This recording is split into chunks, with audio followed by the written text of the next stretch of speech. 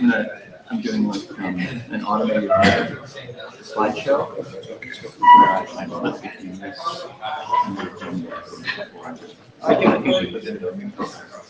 No, I'm just saying for the participants before the agenda.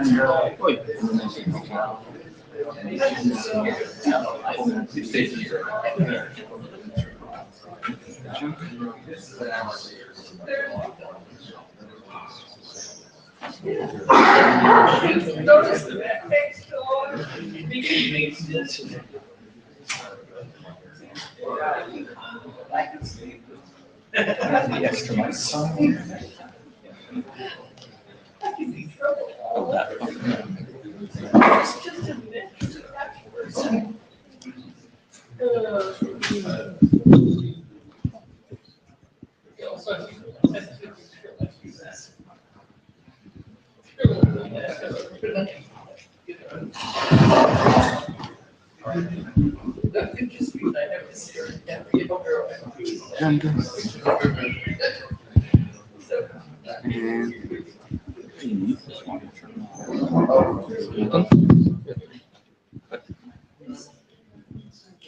Alvar, sorry to interrupt you.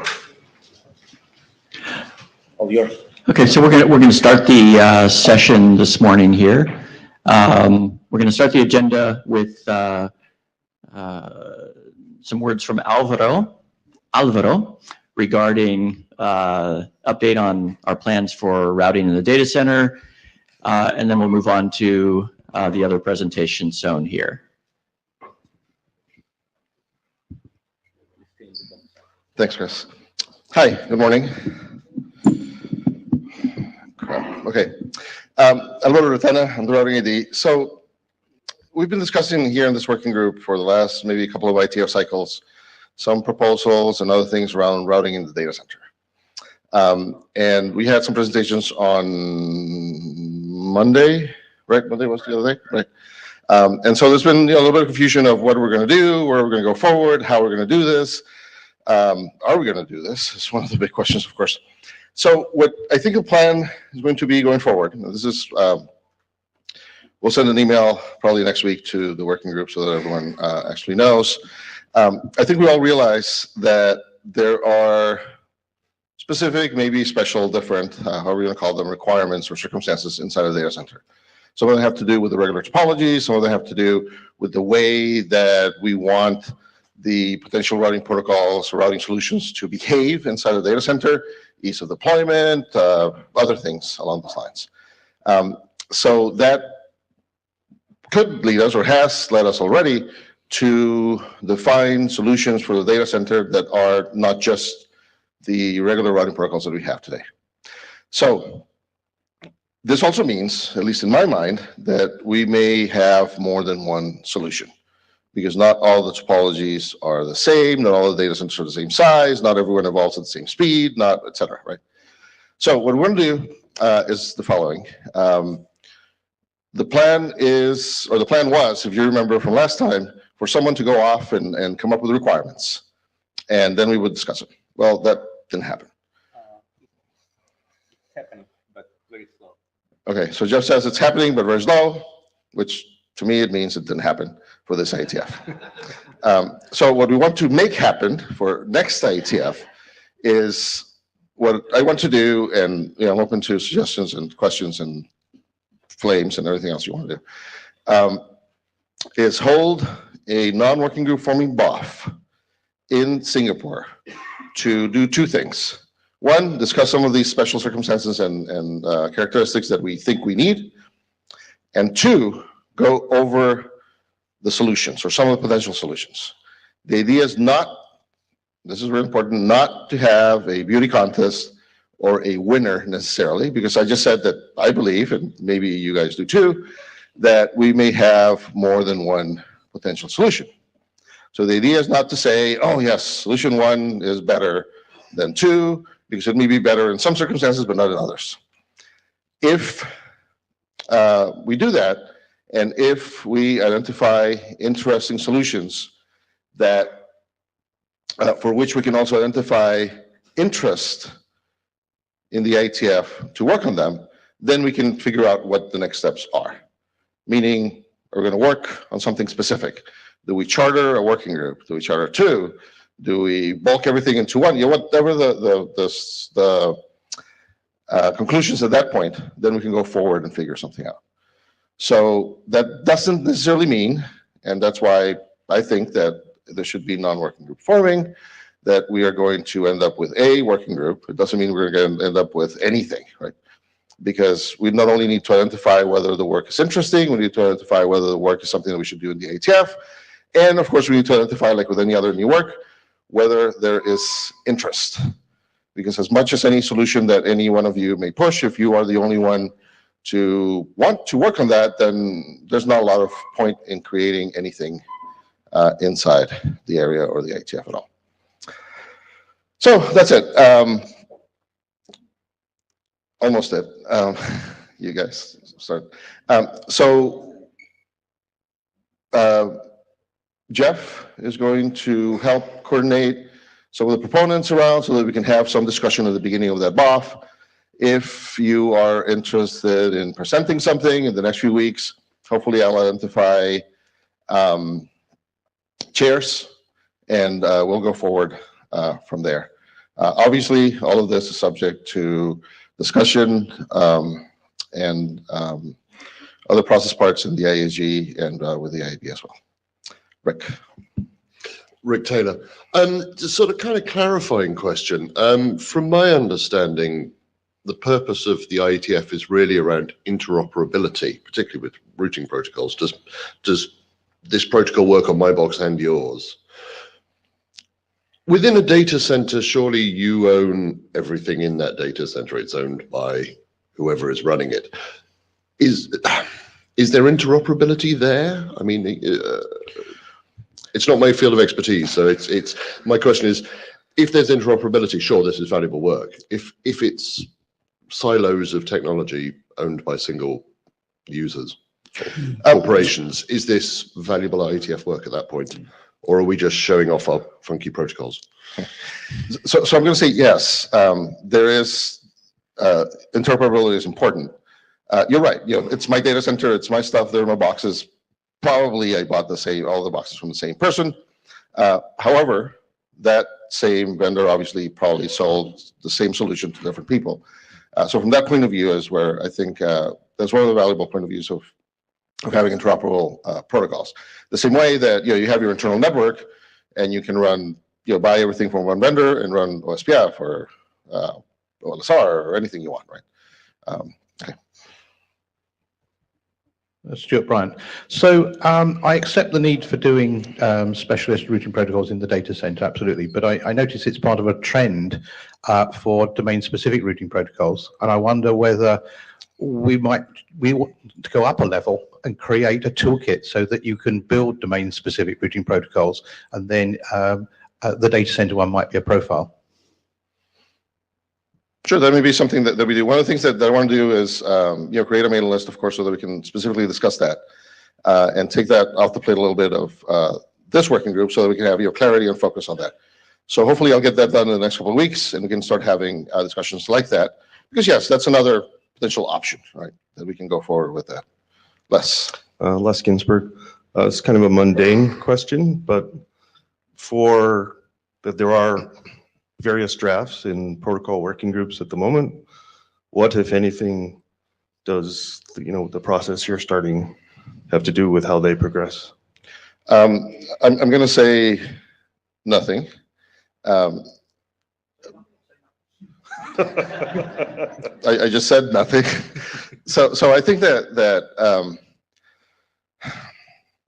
there's a class of solutions that, of course, are around enhancements to current routing protocols. There is already work that has been done and published as RFCs that I personally believe could be used to enhance routing protocols in the data center, for example.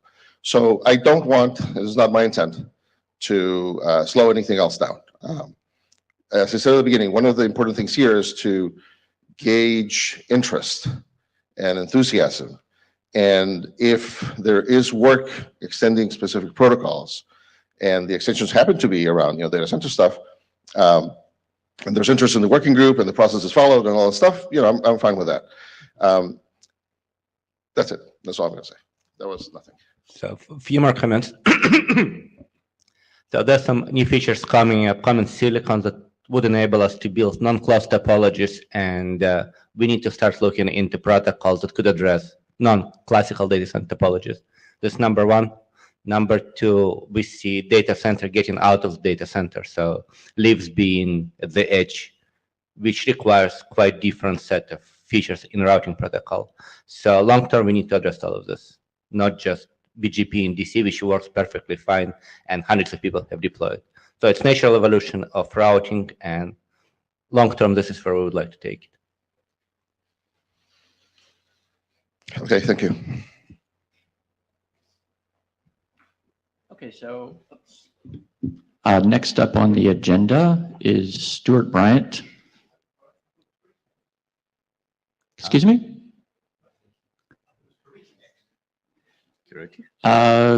No, We don't have to. Karidi is not on the agenda, but Not yet.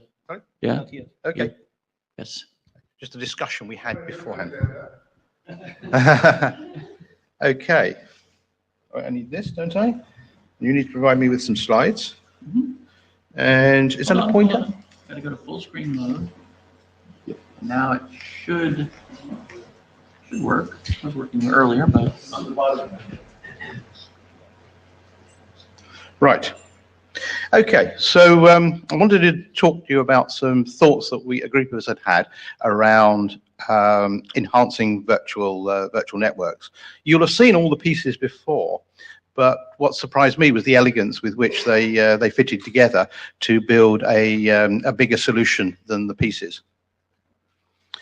So the problem we set ourselves was how to build a VPN that was enhanced to support both static and dynamic isolation, low latency, low packet drop, seamless integration with both physical and virtual network and service functions. Simply needed to be simple to create and delete and modify the network. And the reason, if you've sort of seen what I've been doing recently, why we wanted to do this was to support 5G. And can I say the N word? No. To support the subject of a BOF earlier this week. But the important thing is that we think this is a useful set of facilities to have in their own right, and thus is worthwhile doing regardless of what happens in the mobile phone industry. So one of these. So we wanted to build a layered solution. So the way we approach this was we assume we've got a substrate or underlay that will provide the resources that we need. And what we're going to do is to overlay a number of VPNs on this, such that each VPN can draw specific resources from the underlay to provide the services that it needs to provide. And in particular, it can have dedicated resources if it needs them. We call this a VPN. This is an enhanced VPN or VPN plus. It is the importance of the dedication of the resources that allows us to have the performance guarantees that we're looking for. And to do that, we think we need much tighter coupling between the overlay and the underlay than we normally have in networks. So, for example, if you're providing hard isolation, you may have a dedicated tunnel as opposed to a shared tunnel in parts of the network. So we're going to explain this step by step. As I say, you will have met all the steps before, but I was surprised at how easily they went together. So we're looking for fine-grained. First off, we were assuming we were going to use a segment routing construct. And the reason we wanted to use that is because it provides a good way of providing a fine-grained steering of the packets through the network and through compute resources in the network. So segment routing is normally described as providing paths and nodes and links. But of course, as you will have seen from stuff we've explained in MPLS, we can get it to steer through service functions, and I think we can get it to steer through many other utilities in the network. So we can use that to provide the isolation between the VPNs and the guaranteed latency by setting up the resource chains right. And the advantage of this, as is well known, is that there's less core state needed to be maintained to support this. We wanted to build a system that was unified for both IP and MPLS because there's going to be quite a significant sort of control plane, or rather offline compute function behind this. And it'd be kind of nice if we could do it once and not have to re-engineer two completely parallel solutions. And we'll also be, although we haven't advanced very far in this, need to introduce a hybrid control plane containing both SDN and distributed protocols. So classically, VPNs are stateful. At least the MPLS ones are stateful. In order to specify a path through a network, you use something like RSVP, or you use a network management system or an SDN system to lay precise state into the network so that the packet is steered through. As we increase the precision, our view, and specify more and more components of the network, our view was that this state was going to become harder to manage. And so, and this was going to be particularly the case as we had further integration between the underlay and the overlay. So we've seen this all before. Segment routing allows us to construct the paths through the network. So for example, to send a packet ABDE, we simply construct the segment list ABDE and push it on the packet. And normally we sort of think of this, we normally think of this as ways of constructing traffic engineering, but of course we can use it to construct an explicit VPN as well, which is not something that's been vocalized very much here. And the important thing there is that we create the VPN simply by handing SID lists to the entry points of the network. So the only thing that communication needs to happen is between the controller that creates the VPN and the ingress objects. And of course that fulfills our requirement for rapid creation, deletion, and modification of VPNs, because it's just a case of handing SID lists to ingress PEs. So again, what I showed before, we have an existing VPN, which we're going to call ADE. I want to create a new VPN, CDB, and I do this simply by going to each of those nodes, C, D, and B, and providing it with the SID list needed to construct each of the paths. Now, one of the things that came out of the N-word discussion was the need for these. So I actually don't use that term, please. It's way too confusing for people given other meanings of that term, right? All right. So yes. So I'll just clear up. The reference was to network slicing, which I promised I wouldn't mention. However, I just want to clear up. So let's not use that term. And if you, yes, the subject about which there was a BOF or whatever. So yes, thanks. Yes, it was network slicing that I was talking about. The important thing here is that has a requirement for rapid and sort of potentially unlimited lower bounds for creating and modifying paths in the network. And this is about the fastest way you can do it. You just hand to an ingress node a new path. But it also has the characteristic that you may wish to manage the internal structure of that network in the network itself. So you hand the path list, and it discovers what each component discovers what is there. So, for example, running an IGP over the top. What we've done here is we've used SIDs to represent each of to color each of the different resource groups in the network, the fractions of a node or fractions of a link, and by reference to sits in the same color group, we can create 3 different virtual networks, as we've shown here, blue, yellow, and green. And so from the underlay point of view, we see all of the different resources. We see all of the different potential colors of the resources, and we color them late, so that initially everything is neutral and only given a color when it's needed to construct a network of a particular color. And then we partition things to create, in this case, the 3 different VPNs, and we specify the paths through the 3 VPNs by SID lists. But the important thing is that we're only using at this stage SID lists to distinguish a VPN from the underlay, and we constrain the uses of a VPN, the users of a VPN, to the color that they are assigned. Again, we now produce an isolated system. This is using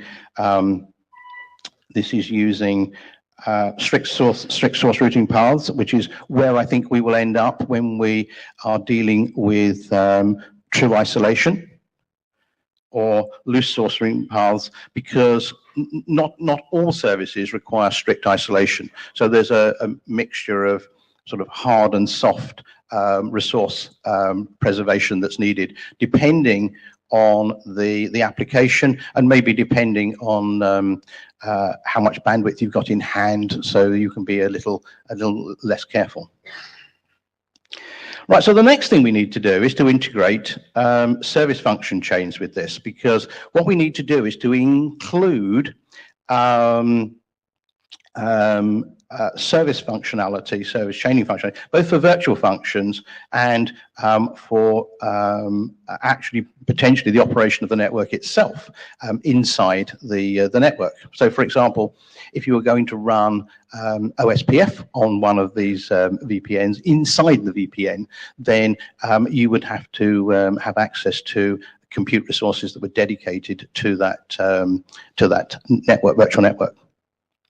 So it's quite simple, really. You just specify, you have some function F that resides on node 3, identified by SID 103. Then by including 103 at node 3 in the instruction list, we add this to the service function to the path. There's a bunch of work going on, and there'll be a more comprehensive draft written for the next IETF that a group of us are working on. So what we've done is we've integrated service function chaining and segment routing in a seamless way in order to provide the dedicated resources and now service functions, but we need to go a bit further. So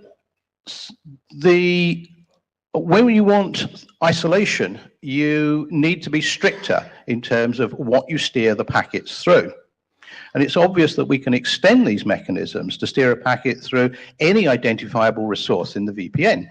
So, for example, physical and virtual interfaces, queues, specific NPUs, CPU cores, lookup engines, anything really. So the important thing is that by increasing the instruction set and by providing the right concatenation of instructions, we can steer the packets around the network to the right resources which may be reserved specifically for them. And we can also use this approach to tune the behavior of a resource. So, for example, an instruction might be something that influences the behavior, a specific behavior at a queue. For example, maybe you want to flush it. I think the important thing is that once we step into this world, then it's up to us to decide what instructions we might want to add and prepend to the front of a packet. But we're moving away from a simple network to more a set of network programmability. We're building more sort of an operating system in the network. So steering a packet through a resource. In VPNA, we might specifically go to Q103 for some packets and Q104 for other packets, and we might identify a resource as being a resource that's a component of a well-known object, router 102, or it might be a resource in its own right. It's up to us, once we cross this threshold, how we specify them. We think we need to support many different underlays, of which the two most important are MPLS and IP. We need to be able to run over an IP underlay in two circumstances: one, to bridge between two MPLS domains, and the other case where we need to do it is where we wish to use a single control function or a control style to operate in both the IP and the MPLS world. And a number of you will have seen the two drafts here, draft U MPLS Unified Source Routing Instruction and draft Bryant MPLS Unified IPSR. Those two will be merged in sometime in the next 3 or 4 weeks, and we think they form quite a powerful sort of construct in this approach, because well, they allow us to build a very compact and unified approach to putting these instructions on the packet. So for those who haven't seen it, the IP encapsulation we would impose for this unification is to have the MPLS label stack that we would have otherwise created, put that in UDP, and put that in either an IPv4 or an IPv6 header. Note that we are supporting IPv4 and IPv6, which allows us to add some of this into a legacy environment. Also note that the interesting use of UDP is that it allows ECMP to work nicely in existing hardware, and it also is middlebox friendly. So tunneling over an MPLS, tunneling MPLS segment routing over IP works exactly as you would expect it to do. If in this particular case routers B, F, and D are not MPLS SR capable, then we tunnel across them in IP by simply doing an IP encapsulation, and the instruction for example, E is to hop over, encapsulating IP and hop over to G. This is a very similar diagram, and it's deliberately a very similar diagram because the problem of hopping over and bridging across IP gaps in an MPLS network turns out to be almost exactly the same problem as building or using this technology in an IP network in order to introduce segment routing. So there's an elegance in that we should consider.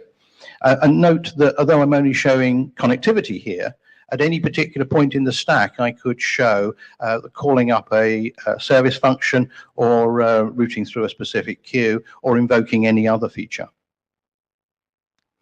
So what I've got here is a single compact data plane format that can support interconnection between MPLS segment routing islands, can support service routing, service function chaining, and can support segment routing over either IP version. Pretty well all of the data plane requirements already exist because RFC 7510 MPLS over UDP is the fundamental component in the IP case, and of course segment routing MPLS already exists. It's important, of course, to focus on the fact that these labels are merely 20-bit instructions, and not the packaging, and the packaging in RFC 3032 format is merely a convenience. It's also important to remember that we don't need any of the MPLS control planes turned on to do any of this. So this is a unified approach that's got a lot of benefits. Initial focus on the control plane will be, so initial focus has been on the data plane, and we'll be going to the control plane next. We're clearly going to have to get it working under the classic IGPs. We're clearly going to have to support BGPLS and PCE controller. And the overlay can use either a dedicated control plane or a shared control plane, depending on what degree of sharing is permitted between the different VPNs. And that's a function of the isolation, both in terms of control stability as well as data interference. So what we kind of done really is to try and unify deterministic networking with service function chaining, with segment routing to build the new class of VPNs that some industries are asking us to put forward. So we can potentially have a virtual network with hard isolation, which is better than we get with classic VPN, where packets can bump into each other. We get the benefit of both hard isolation with statistical multiplexing. We get tighter integration between the underlay and the overlay so that we can draw on specific resources in the underlay. We can perform resource reservation on a per VPN basis. We're doing this with, we think, less state in the core compared to other techniques. And we've got an integration of VPN service functions and guaranteed performance. I think that's the end. So questions? Okay, actually, I want to jump in here for a moment. So since the topic of network slicing was discussed, and so this has some relevance to network slicing. There was a BOF on Monday, and I want to make it clear that the process of the BOF took place Monday. We're not going to have arguments about relevance and so on to this technology, or relevance of this to network slicing, et cetera. That's being done elsewhere. This is just informative and relevance. Indeed, and I think it has, as I suggested, I think it has a scope that transcends that sort of mobility sort of application, because I think this is of more universal applicability in the construction of networks. Okay, just so I want to make sure we don't get into sort of overflow from BOF stuff. So, hi, this is Uma.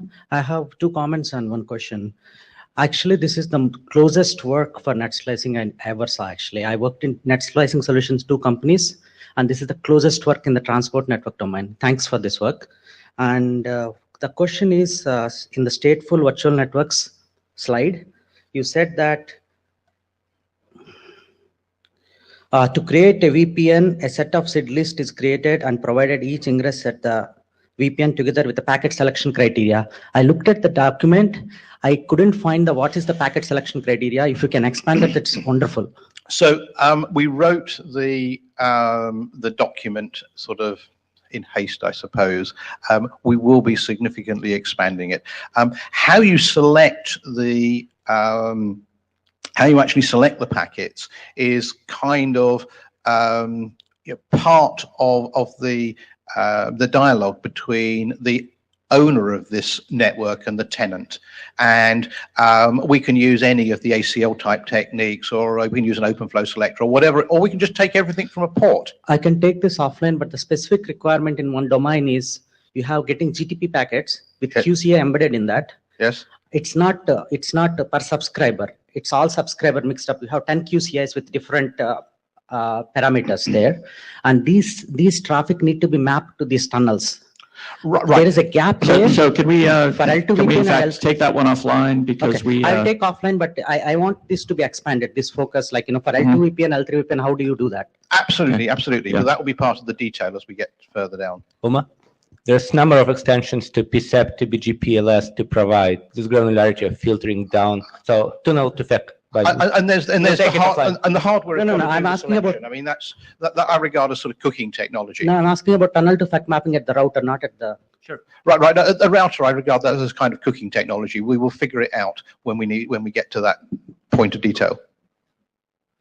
Adrian Farrell.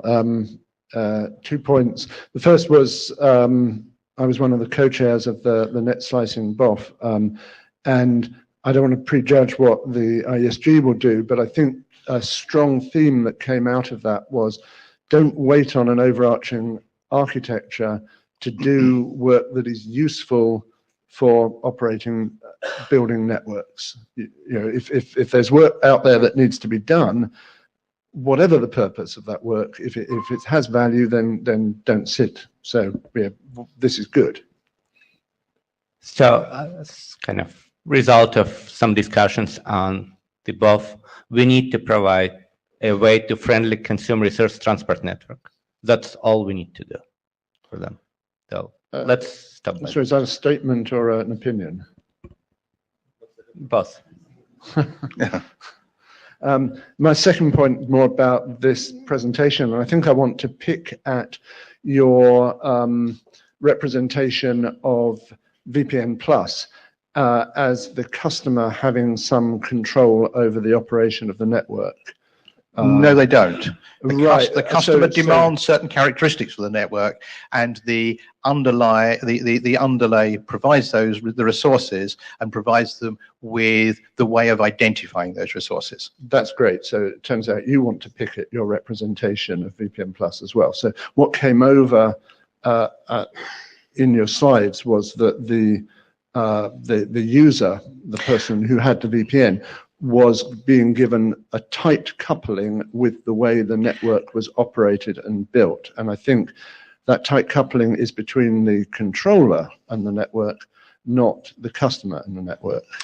Yeah, so of course... So actually, so we got 4 minutes left for this part of the discussion because MPLS is going to be starting at 10:40. So I'm going to cut the line and keep going, but just want to make sure that, yes. Yeah.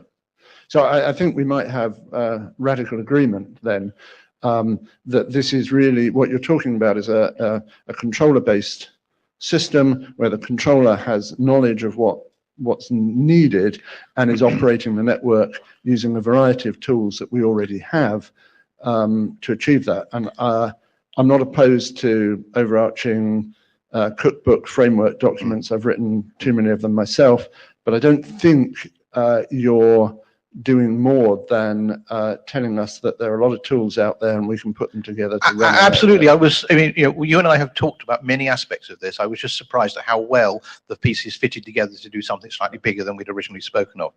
I would say something else, and that's that. So actually, why don't we move on to Lou's question, because we have 2 questions to get through in 3 minutes. Lou Berger, 2 things. Your statement of you were surprised how everything fits together.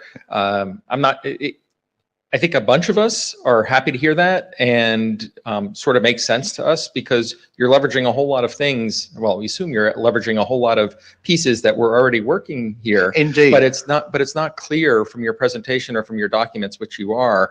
And the one document that goes into some of the details misses a whole lot of work. We have a way of doing TE topology abstraction and control. We have ways of doing, we have models and frameworks for SDN control of transport or TE networks. Please bring them in. And then when we have that cookbook, it'll show how the whole pieces fit together. So that would be really nice. Indeed. I don't want to invent anything I don't have to invent. I would like to call on existing protocols wherever we can, including the other subject close to your heart, which is DetNet, because I think there's a big overlap between this and DetNet. And I agree, but I wasn't going to bring that up. My second point was actually, I do think you've highlighted a definition that we should be more focused on in the area. I'm not saying in which group, which is we don't have a good definition of SRTE, and we should. Right. So I think that is an implication of what you're talking about. Wim Hendricks, Nokia. I agree it's a good document to actually put the pieces together, which we all have, right? But I believe that in spring when we started, there was a bunch of use case documents written, which at the end of the day didn't go forward because we thought this was not really relevant for IETF. I do agree that segment routing over IP is something which is not fully fleshed out and needs further work, which is ongoing, I think. But the The question which I have is, what is the scope of this document? Is it just a framework which you put together? Because it's actually putting together the pieces which we actually have available in many working groups, and it's actually putting it together, but I don't see what's new to be done, or what's new, let's say, specifications which need to be done, or protocol work which need to be done from here in order to address these use cases. Well, there are one or two documents that we need to complete, like the unified SR document, yes. And we need to complete there's going to be a better version of the service function chain document. He's an author. Correct, yeah, but that's for me. I agree with that. Okay, I'm going to cut the discussion off here because we've used the allocated time for this. Yari, next presentation, please.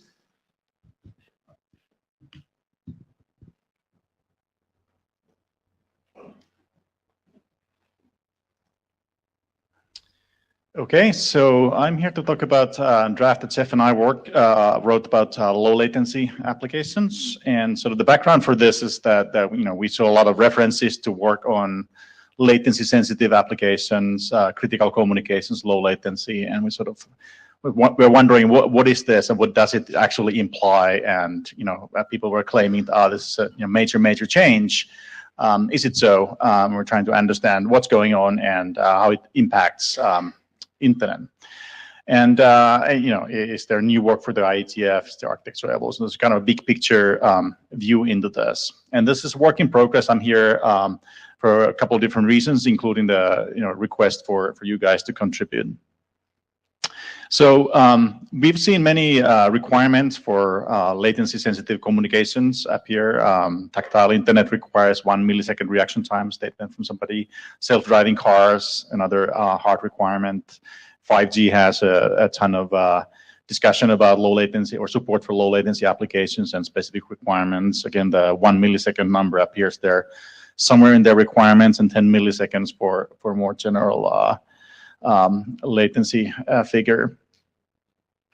So these are kind of you can sort of think about this and they make sense at least in some aspects that you for some of these applications you actually do need fast communications. But there's also plenty of wild claims in this space.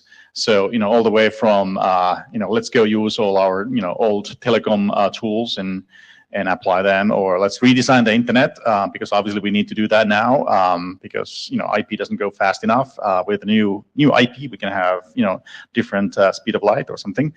And then there's various kinds of business changes sort of ongoing. One of them is actually that as you sort of move, or if you have low latency applications or demand for them, then you might need some of the resources need to be closer, so that might change the landscape a little bit in the cloud space, as an example.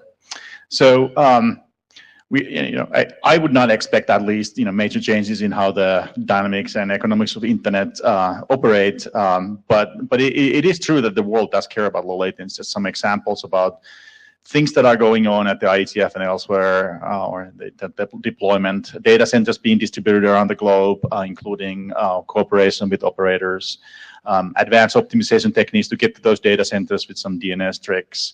The industry is working on HTTP2 quick TLS 1.3 with 0 round trip time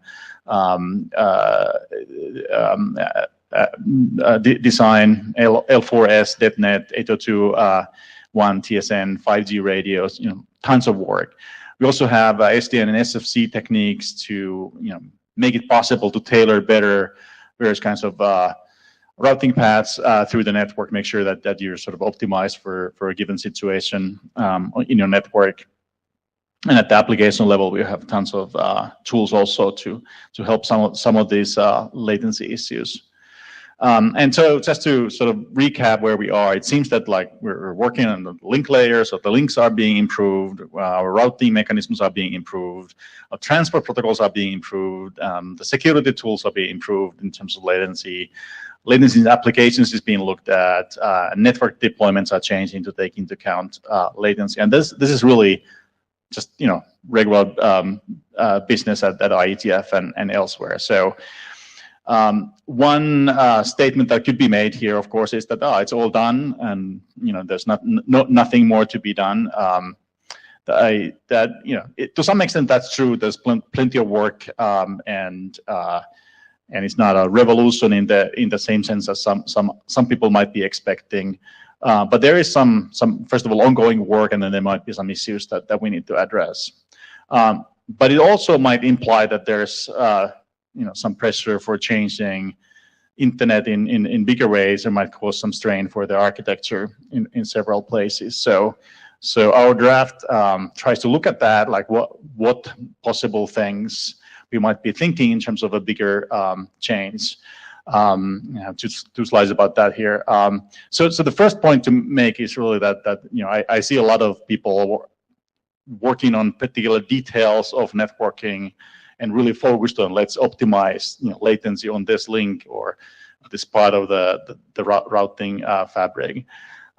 But if you try to think about the possible applications of this, you have a factory with robots communicating with each other, or some kind of traffic control system where you really need to communicate quickly and make sure that your communications get through. You need to think about the system, the whole, like, where are the participants that need to communicate? How do we get to them? And often it's not just one link away, it could be further away. And then the other aspects than communication also included. So that's really, really important that we seem to be forgetting at times.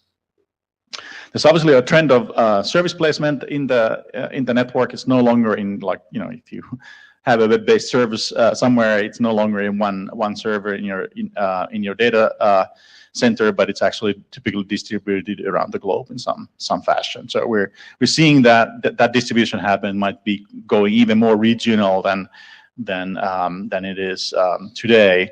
We're seeing more cooperative solutions where the operators or the ISPs are working with content providers that, hey, let's have this box here, and make sure that everything goes as fast as possible. Edge computing is sort of coming and might be boosted by these requirements. There's going to be impacts on architectures that employ tunneling. So obviously, if you have a very low latency application and as part of the routing, you tunnel your packets 1,000 kilometers away. That's 3 milliseconds at least. So that might not work in all situations. And then there's multiple ways of fixing that. One is to move away from some of these tunneling approaches. The other one is to think about where you actually place the endpoints. Fortunately, some of that is actually relatively easy, or becoming easier today because of the cloud and virtualization techniques allow you to place functionality in different places in the network in much easier fashion than that was true before. Also, there's going to be demands for cross-layer optimization. Look, if we put all these layers together, then we can cut half a round trip from this exchange, and then everything will be faster. Great. Well, that might be true. But there might be also costs, like your design will be more fixed. Your design will be more ossified. You can't change it as easily in the future, perhaps. So that is a consideration to think about, even at the IETF when we do our stuff. Yes, almost done. There's also design issues around. Do you have applications that talk to nearby nodes directly, or you go through the network, and that that tension seems to play out like in the car industry a little bit. So that's something to watch for. There's also folks who think about only the sort of the primary function of an application and might not be able to think about exceptional situations, exceptional, but most devices, for instance, need to have access to software updates now and then. And so typically in most things, you just don't communicate here, but you also need to communicate over there or far away. And so making sure that you include that, it's important. And there's tension between application kind of treatment of things and the routing layer treatment of things. And of course, deployment story for any of these new ideas and QoS kind of mechanisms it's something to think about. I mean, we have lots of experience of not being able to deploy QoS because it's just difficult, both technically, but also business-wise. Casey Claffey and Dave Clark had a very nice paper pointed to by our draft. You should go and read if you contemplate in designing any of these things. So that's the short intro to what we're doing in the draft. Thank you for the opportunity to talk about this. We're looking forward to questions and contributions. You know, what's happening in this space and so forth. We'd be happy to include more of this in the document. Ning Zhong from Huawei. Yeah, I actually like this idea of view this low latency issue in the architecture view. So because I think that low latency, well, it's a hot topic, but it's quite difficult to achieve to satisfy by using the single technology in IETF or internet technologies. Difficult to achieve different use case requirements. So I think that may build an architecture view that may be a cookbook to combine and have the gap analysis of existing technology to see if this reusing existing low latency tools in IETF can meet the requirements in the maximum sense.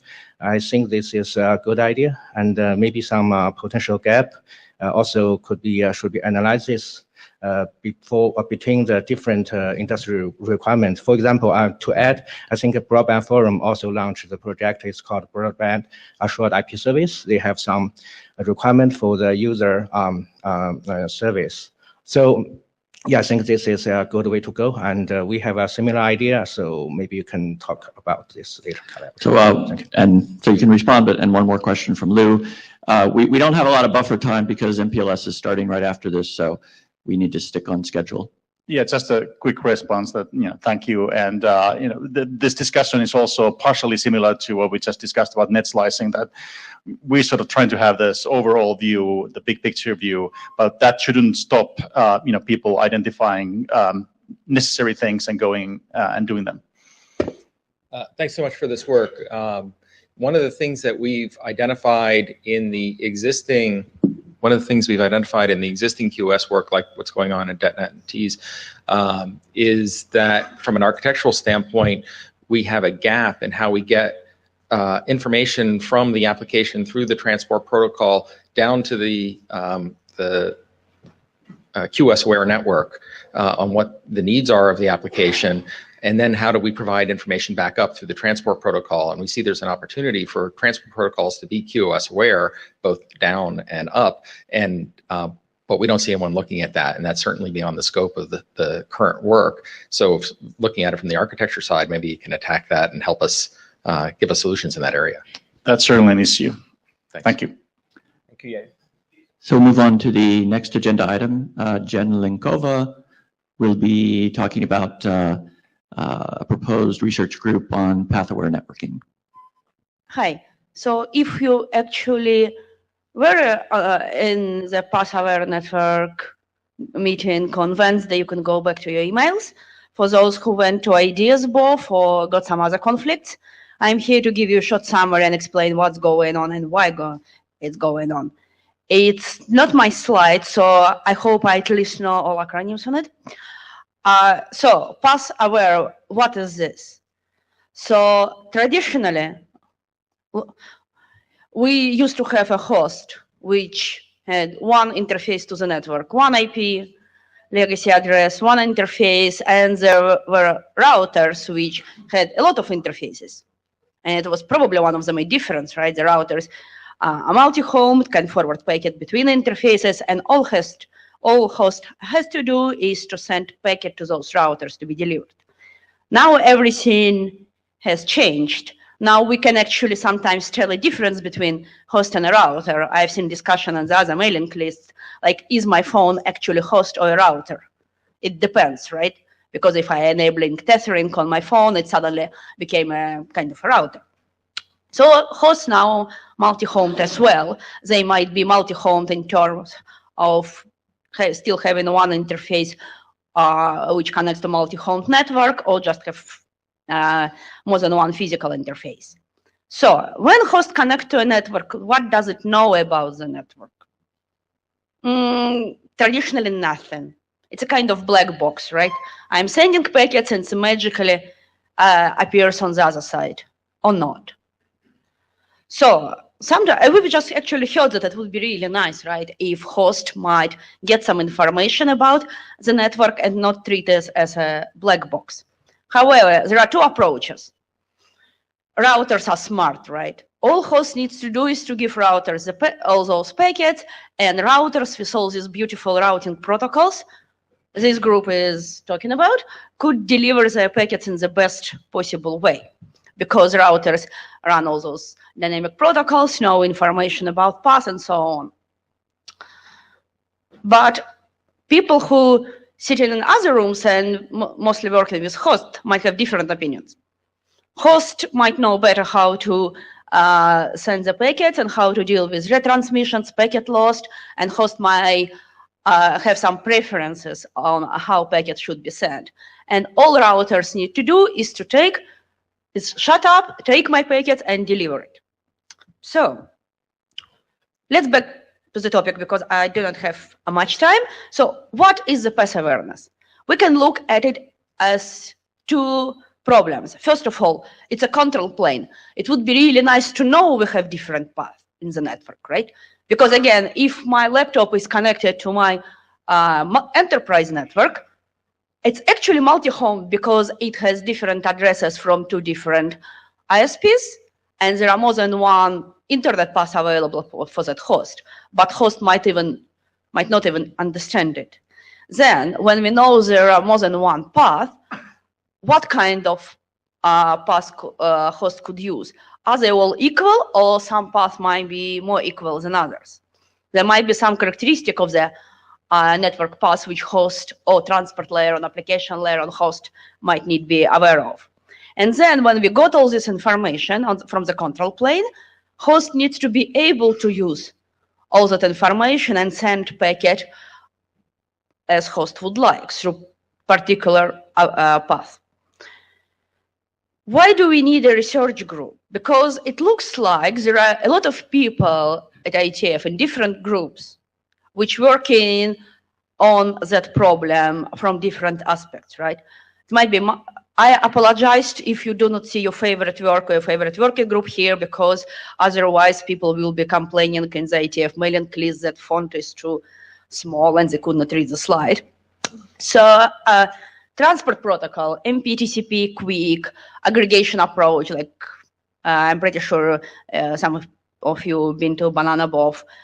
They're control plane indeed, like Spring. And my favorite topic is multi-home hosts, MIF work, which now you might have heard this week about PVDs and so on, right? So it would be really nice to get all of you in the room and start looking at this as a long-term research topic. So we could come back to IETF and talk about what needs to be done. So it's not the first time, right, we're trying to solve this problem. Long time ago, it was IPv4 source routing, when host actually was able to tell network how this packet should be routed, and then everyone agreed it's a bad idea. Security, scalability, and so on. Yes, and it was some work on integrated services, and I'm going to skip this. Yeah, differentiated services kind of works in MPLS networks, at least.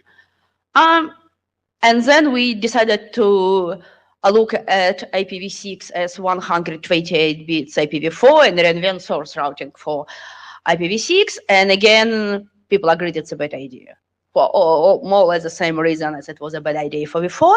However, V6 gives us more opportunities, right? Because I've been here a year ago in Berlin presenting enterprise multi-homing in IPv6 from routing and actually path awareness perspective, because multi-homed enterprise hosts need to get some information about available network path. So multi-homed host, I'm going to spend some time on it because I love the topic. So host might be connected via one or more physical, yes, I'll pay for it, physical interface and to the network. people try to solve this problem for a while, right? SHIM, I think there is an RFC on SHIM, but I do not think anyone's seen it deployed from mobile or multi-host. And still, it was more for mobility. I mean, host could move between different networks, but it could not control which network to use. Oh yes, there is a lovely thing called Lisp, which kind of trying to solve the same problem, but again, more from a mobility perspective. Hosts do not have much control in this case. Yeah, multipath TCP, it's actually closer, right? Because host might influence where the traffic is going. Oh, segment routing. Yeah, I'm in the routing working group. So host, actually we sometimes can talk about tunnel endpoints as a host as well, right? Could send a packet through predefined route by using either IPv6 or MPLS, actually segment routing as well. And when we start talking about all this path awareness and giving host some information, the question is how host could get that information, preferably as dynamically as possible. So IPv6 segment routing, for example, how host could know what kind of headers to put into packet. One of the ideas proposed is to use DNS, because DNS is cool, almost as cool as BGP. We can use DNS for distributing almost any information. So yeah, host could ask, how can I, in the DNS, please give me path to the destination and get not just name, but some kind of path information as well. There are some papers published on this topic. I love this. I love provisioning domains, right? Oh, it's beautiful, right? So actually, yeah, host connects to the network. And if it's actually more than one network on link, or it's more than one link, each network should announce itself. Okay, I'm here. Here is my network information. And there is an architecture RFC published a while ago. And again, question how host could discover it. And in our shiny new world of IPv6, we already have an information of configuring host, providing keys with any related network information, which called router advertisement. You could, a host might not just get a prefix and default router and DNS information, but also some other hints about what is available. And I think this draft been adopted in Interior, but I'm not sure because I missed the session. So it's all good. However, there are some politicals, or you might even sometimes say security problems, because operator might believe that I'm running the network, hosts should not tell me what to do, my network, my rules. However, end users might say, no, I am paying for this service, I want to influence the path. And they might actually have totally conflicting interests, right? As an operator of enterprise network, I might want to use the cheapest uplink possible, while my host might prefer using the fastest uplink, and so on, right? So it's also a problem which need to be solved, amongst others. And we believe that the road to the destination might not be really easy, but it might be interesting and beautiful because there are so many interesting problems to solve. So it's a proposed research group. We are going to meet in Singapore. So please come to the room because I'm so sorry, it was a scheduling conflict with ideas and some other sessions. So unfortunately, we really missed routing people in the room on Wednesday. Please come to Singapore. If you have any ideas what to discuss, what should be presented, please contact chairs anytime. Thank you. Thank you, Jen. And to add, the recording of the session is available on YouTube, so you could go and watch it. It's rather interesting. Not only this one, but the original Panergy session. So if there are no comments on that, we're going to close the session. Before people get up, however, let's make this a very quick transition because we've eaten 3 minutes into MPLS's time already. So if you're staying in for MPLS, please stay. If you're leaving, please leave. Any side conversations, have them outside, and let's do a quick transition to MPLS. Thank you, everybody, and we'll see you in Singapore.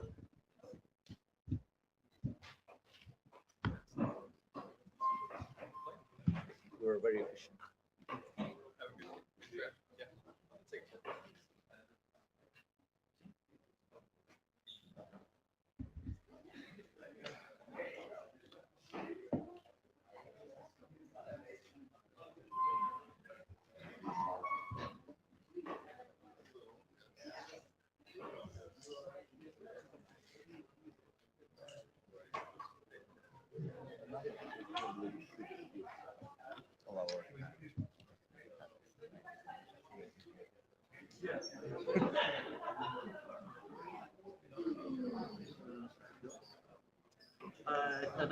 That was their local. Yeah.